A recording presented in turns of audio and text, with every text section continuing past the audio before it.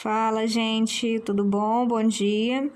Então, esse livro é o do Cláudio César, né? Ele fala sobre as adverbiais, sobre as orações adverbiais, subordinadas adverbiais, né?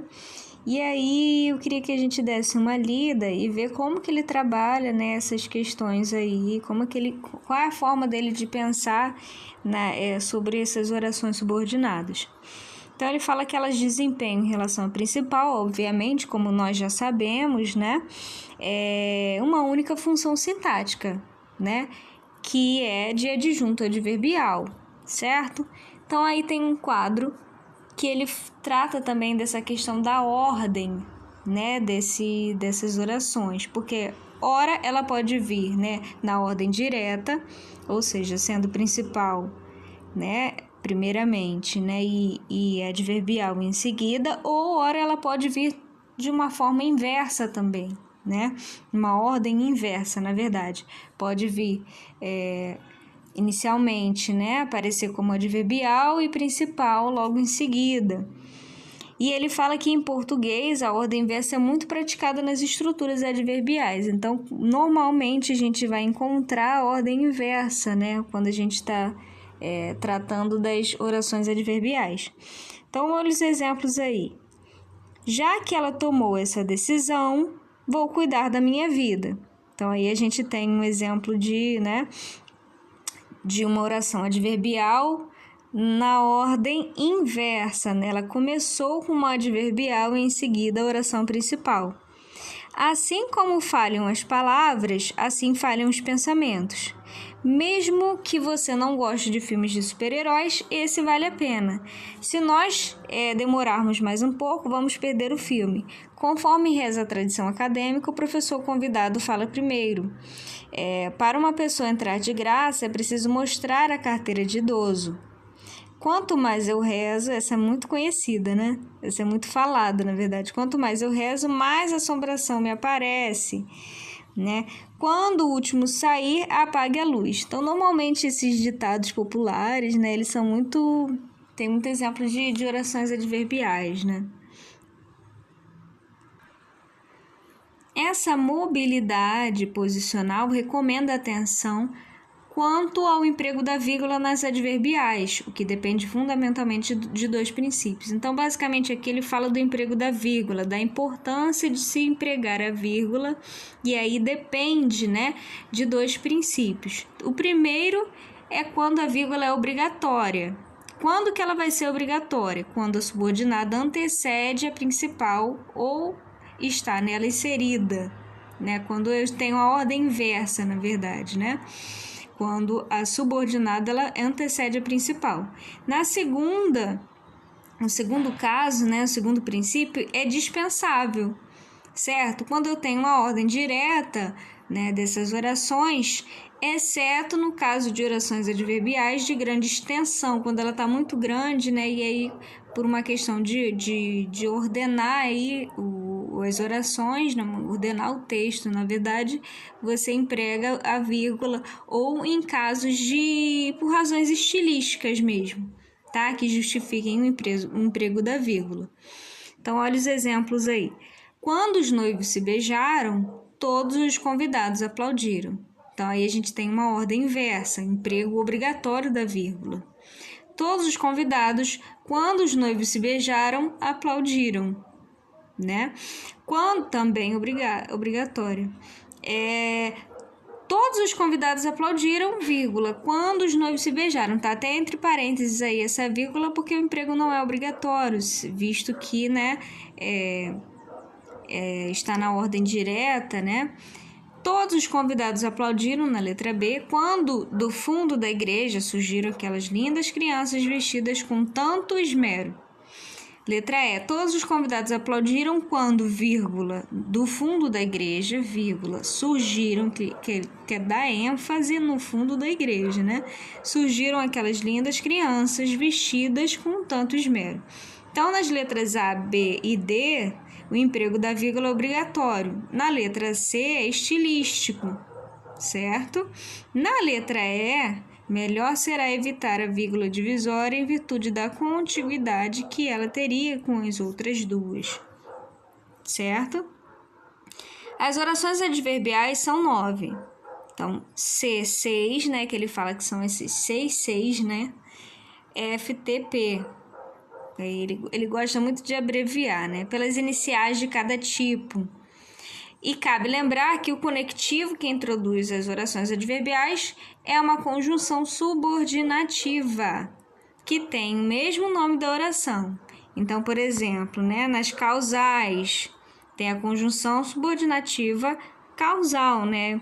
Logo, ela vai ser chamada de oração subordinada causal, né?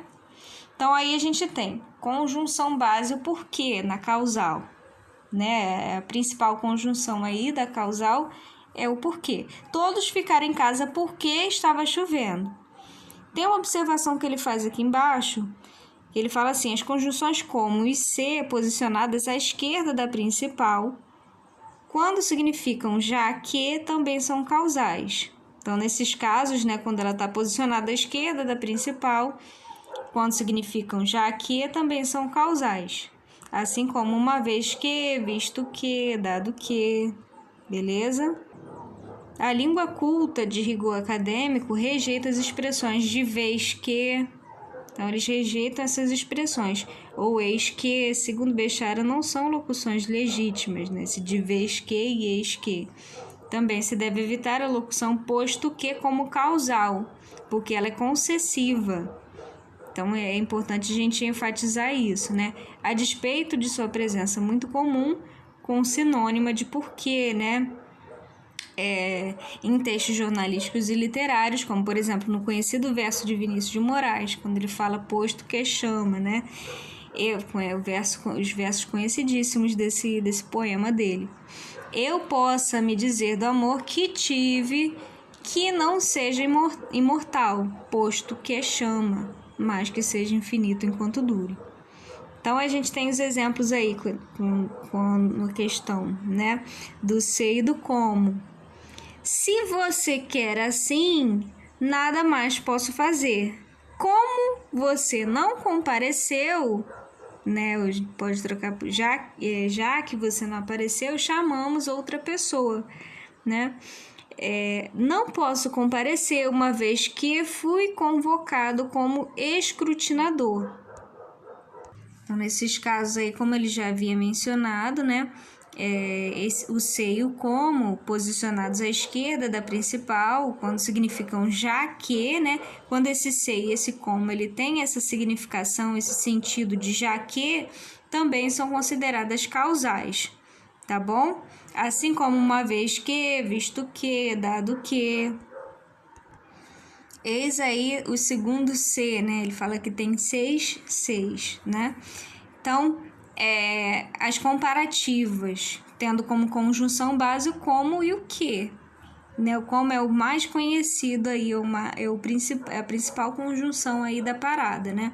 Seus olhos brilham como as estrelas, comparativo de igualdade, como as estrelas brilham, né? Os brasileiros festejam mais ou menos do que os europeus. Então, aí tem uma ideia também de comparação, comparativo de superioridade ou de inferioridade, do que os europeus festejam, né? Aí ele fala assim: como se vê nos exemplos, a oração comparativa deixa o verbo subentendido, quando é o mesmo da principal. Entretanto, é perfeitamente possível fazermos comparações de fatos ou atos verbais diferentes. Então, por exemplo, seus irmãos viajam tanto quanto eu troco de camisa. Então, nas comparações diferentes, o verbo fica explícito, né, e não subentendido. Nosso time ganha mais do que perde. Então, aí, quando você tem, no caso da comparação, né, o verbo pode estar subentendido aí, quando estiver falando, comparando, né, no caso aí dos exemplos acima. Então, por um efeito de estilo, né, as conjunções comparativas podem estar combinadas com outras conjunções subordinativas, cabendo sempre considerar, nesses casos, a existência de duas orações, a primeira delas quase sempre como verbo implícito.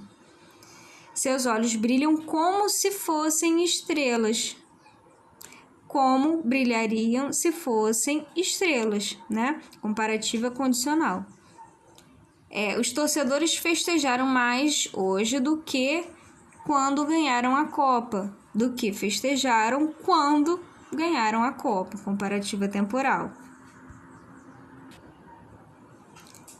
Eu acho esse comentário bem interessante. Comentário didático e estilístico sobre o emprego da metáfora e da metonímia. Estilisticamente, né, já que a gente está falando de comparação, a metáfora é a figura de pensamento que corresponde a uma comparação de igualdade subentendida, certo? Atuando com as relações de similaridade, onde a base comparativa é o elemento implícito que admite a variedade interpretativa. Então, eu tenho, seus olhos são estrelas, né? E um exemplo de metáfora. A base de comparação entre seus olhos e estrelas está em aberto. Ambos são brilhantes ou tocantes, ou longínquos, ou lindos, ou inspiradores de algum sentimento. Temos aí as concessivas, como a conjunção base, o embora, né? Embora seja verdade, há elementos estranhos nessa história.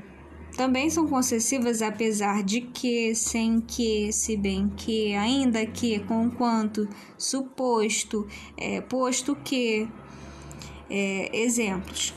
Os pesquisadores vieram aqui ontem, conquanto nem entrassem. Se conquanto quase a gente não vê, né? Comprei-lhe um presente sem que ela percebesse.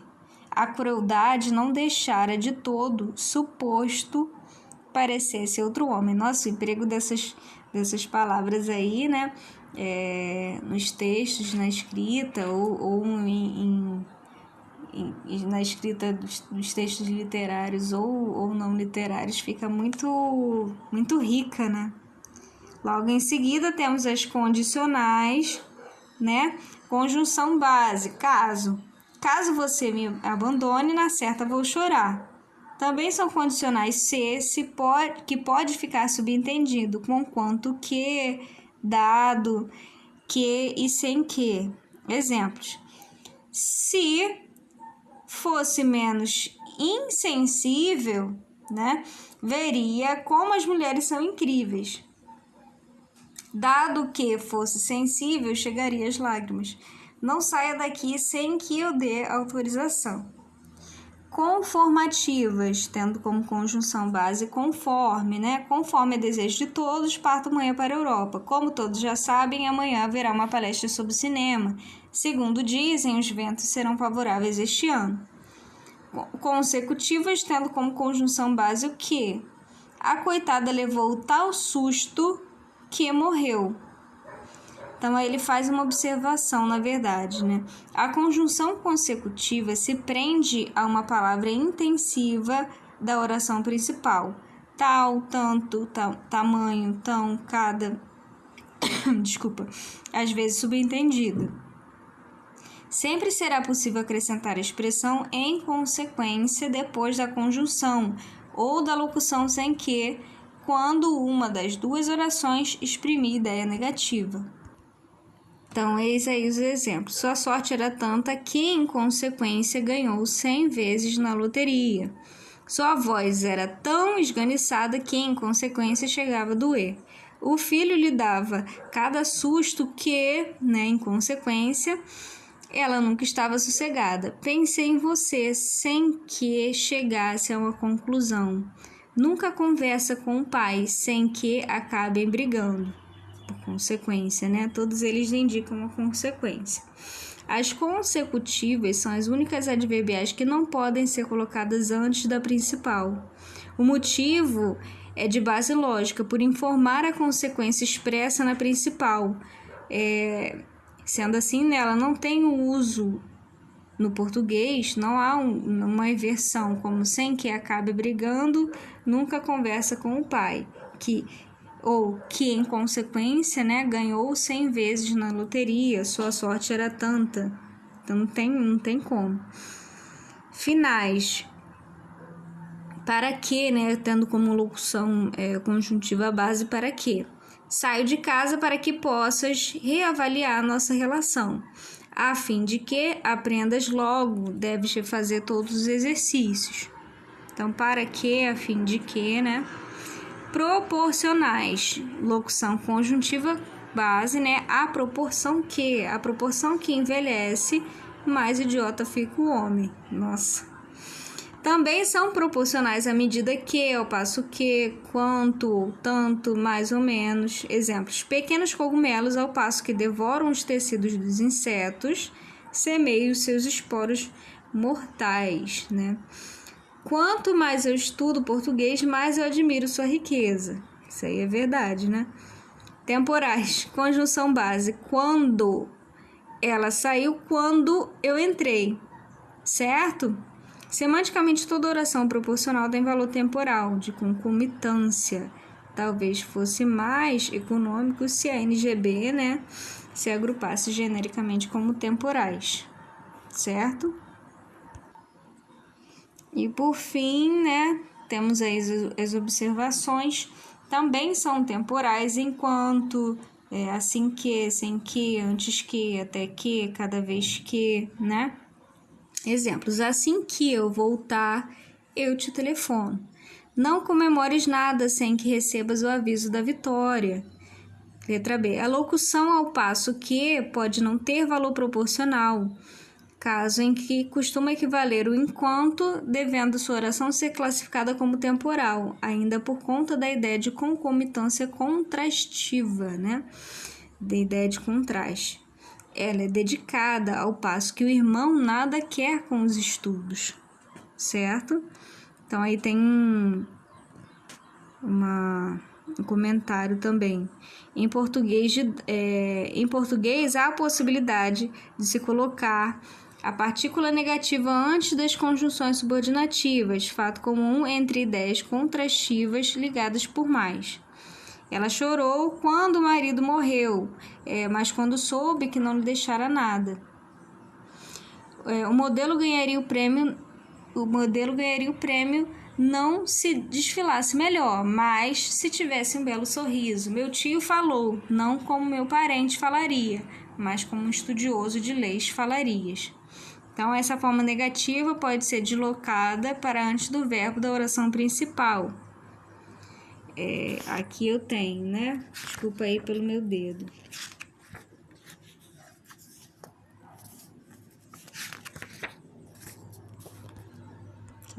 Rapidinho. O piloto não bateu na árvore porque estava correndo. Então, a aparente incoerência da frase desfaz-se no nível do discurso que enunciará a oração causal que contém o real motivo da batida na árvore, mas porque havia óleo na pista, né?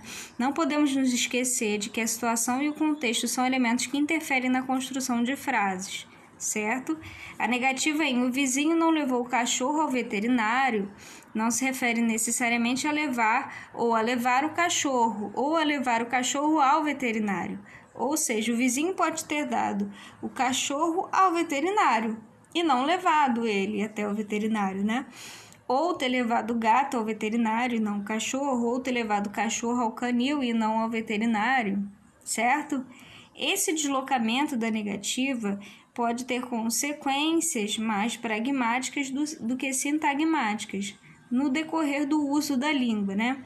Mas é um tema que pode ser bem explorado didaticamente. Então, aí algumas informações, né, sobre o que o Cláudio César Henriques pensa em relação às adverbiais.